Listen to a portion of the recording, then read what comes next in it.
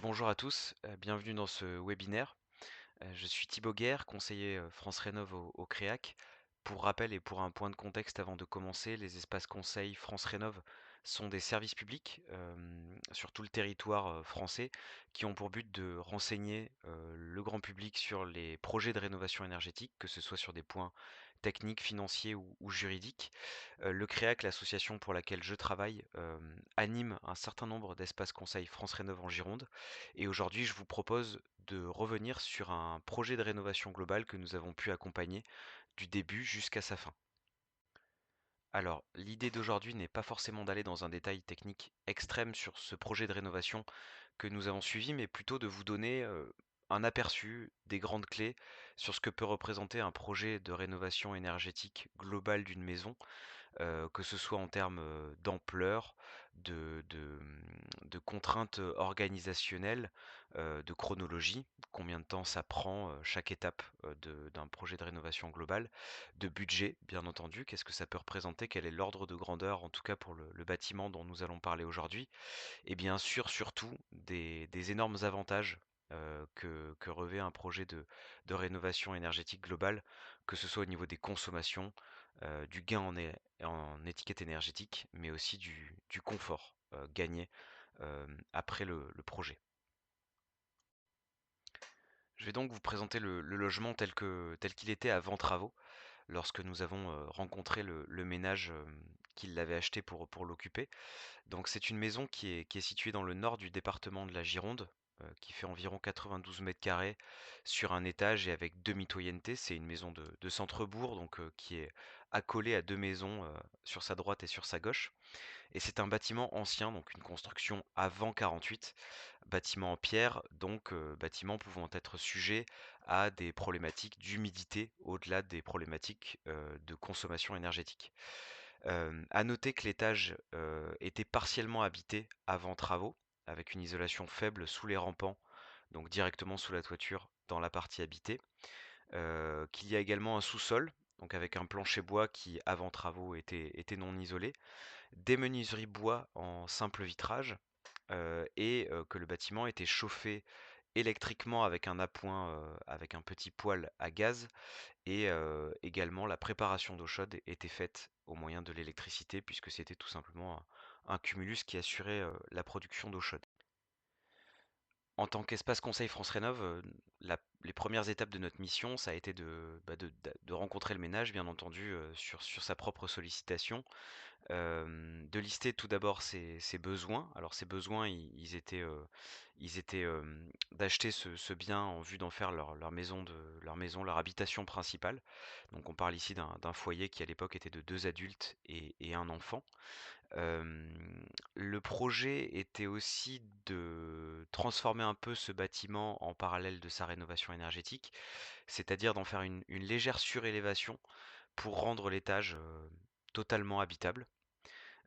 Et bien sûr, le projet avait, une contrainte de calendrier puisque c'était un logement que le ménage achetait pour en faire, son logement principal et que donc la fin des travaux allait conditionner la date d'aménagement de ce ménage, même si, ils avaient une solution, de logement en attendant que les travaux se fassent. On a donc rencontré le ménage, on a procédé également à une visite sur place. C'est quelque chose que un espace conseil France Rénov peut être emmené à faire lorsque le projet est d'ampleur ou un peu complexe. Et donc on a identifié les points de travaux suivants. Donc concernant l'isolation, eh bien une isolation des murs plutôt par l'intérieur. La raison à cela, c'était que par l'extérieur, vu les contraintes d'humidité, et le fait que la façade, était actuellement prise derrière un enduit, voilà, le ménage souhaitait plutôt la laisser à l'air libre et la laisser respirer. Donc, c'est plutôt une isolation par l'intérieur qui a été envisagée et qui plus est, un des avantages pardon, de l'isolation par l'intérieur, c'est souvent la perte en surface, mais qui là allait être largement compensée par le fait que, bah, l'étage allait être, rendu, habitable. Également l'isolation des rampants de la toiture. Alors plutôt privilégié en fibre de bois, pour des questions de confort d'été, pour éviter d'avoir un étage qui soit sujet à des trop fortes chaleurs en période estivale. Le remplacement bien sûr de toutes les menuiseries, et des portes, donc les menuiseries bois simple vitrage, bien sûr, de les remplacer et l'isolation du plancher bas de la cave. Au niveau de la ventilation, ce qui a été envisagé, c'est d'installer une ventilation mécanique, donc une VMC, hygroréglable, ce qui veut dire que c'est une VMC qui est capable de faire varier le débit d'extraction selon l'humidité réelle des pièces, avec pour deux buts derrière cela, eh bien, accentuer la qualité de ventilation du bâtiment pour éviter les problématiques d'humidité et également limiter les pertes en chaleur lorsque le bâtiment est suffisamment sain, eh bien, éviter d'envoyer une trop grande quantité d'air à l'extérieur. Type B voulant dire que il y a également une modulation au niveau des entrées d'air, ce qu'il est possible de faire quand on remplace également les menuiseries. Et enfin pour les systèmes, le ménage a opté pour, une solution, plutôt simple techniquement parlant, c'est-à-dire un poêle à bûche pour, la majeure partie de l'année autant que possible, avec bien sûr des appoints électriques pour la moyenne saison où le poêle deviendrait surpuissant par rapport aux besoins. Et enfin, pour la production d'eau chaude sanitaire, un chauffe-eau solaire individuel avec l'implantation d'un panneau en toiture et d'un module intérieur composé d'un ballon et d'une pompe principalement. Maintenant, pour évoquer un peu des questions de chronologie, de temporalité de ce projet-là, euh, eh bien, ça donne un ordre de grandeur, ce que je vais vous présenter là, de la longueur d'un projet de rénovation globale. Donc, le ménage a été rencontré pour la première fois en avril 2023, encore en cours d'achat de ce bien. Et le mois suivant, nous avons pu donc faire la visite et définir concrètement le projet avec le ménage. À l'automne 2023, face à un contexte bien particulier à l'époque, le ménage a décidé d'attendre début 2024 pour lancer concrètement son projet et pour profiter du meilleur contexte d'aide qui était annoncé à ce moment-là en 2024 avec l'apparition de l'accompagnateur Rénov et des aides à la rénovation globale avec de forts financements comme on va le voir dans la suite. Ce n'est donc qu'à l'hiver 2024 qu'on a pu réaliser, que le ménage en tout cas a pu réaliser ses devis, que nous avons pu l'aider dans la sélection des artisans et également dans la désignation d'un accompagnateur rénov. Il est à noter que le CREAC donc a un peu une double casquette puisque au-delà de sa mission France Rénov, nous avons également l'agrément accompagnateur Rénov et donc le ménage a pu poursuivre avec nous son accompagnement pardon, durant les travaux. En juin 2024, le dépôt du dossier MaPrimeRénov a pu se faire et donc la signature des devis, le blocage des prix avec les entreprises. Et ce n'est qu'en août 2024 que l'accord de MaPrimeRénov a été donné et que les travaux ont pu démarrer. Et ils se sont écoulés jusqu'à décembre de la même année, donc décembre 2024. Et là, la demande de paiement a été réalisée. Et là, grosso dans le temps, nous pouvons noter que ce n'est qu'en juillet 2025 que le paiement de MaPrimeRénov a pu se faire. Donc, ce qui dénote, alors au-delà du contexte d'aide très favorable à l'époque, et bien d'une certaine lenteur qui a pu avoir lieu sur certains dossiers, et donc une, une, une attente forte du ménage de cette prime qui a finalement été touchée et dans l'intégralité de ce qui avait été promis en juillet 2025, donc assez récemment.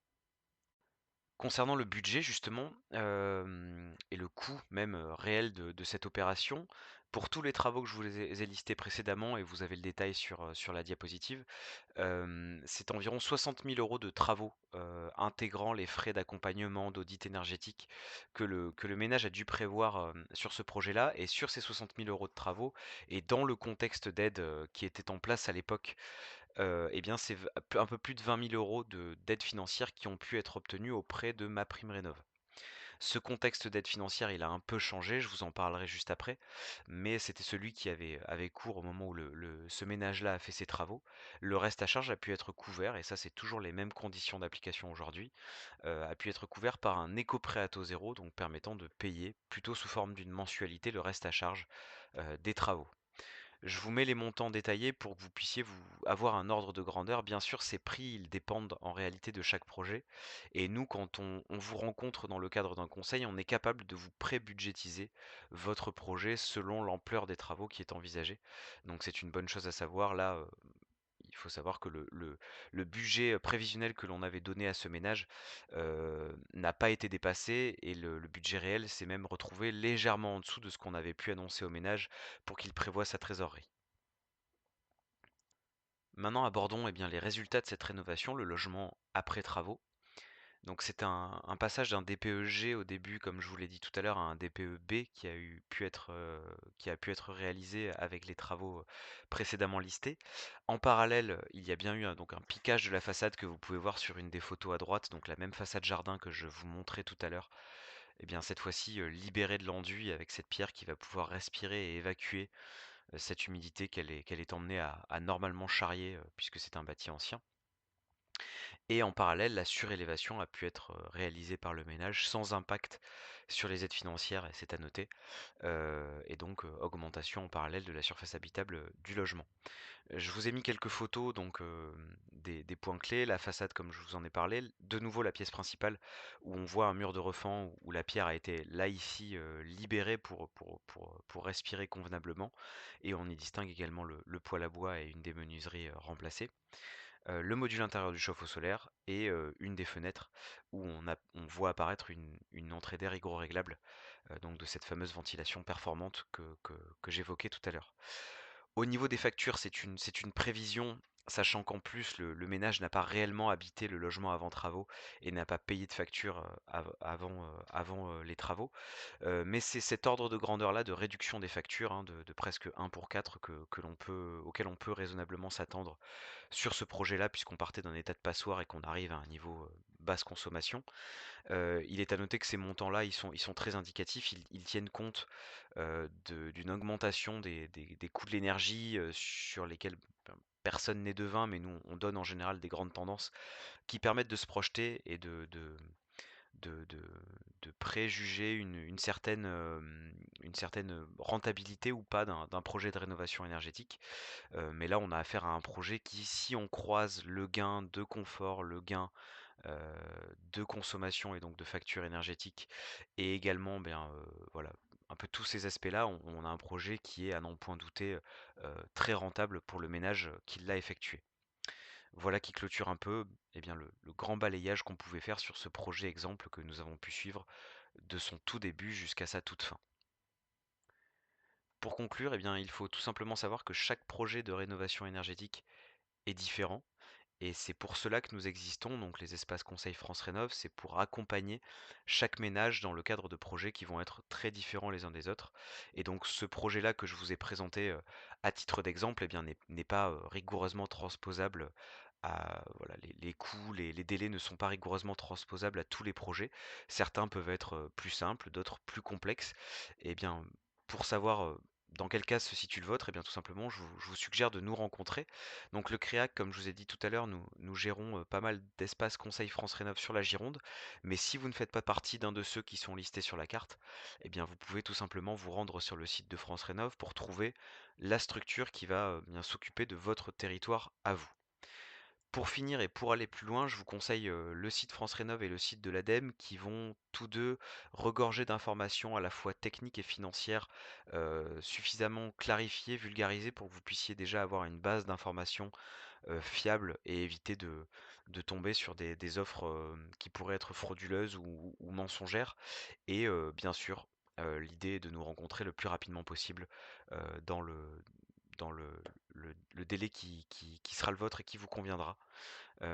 Merci de m'avoir suivi. Je vous souhaite une excellente journée et puis je vous dis à bientôt dans le cadre d'un de nos conseils France Rénov.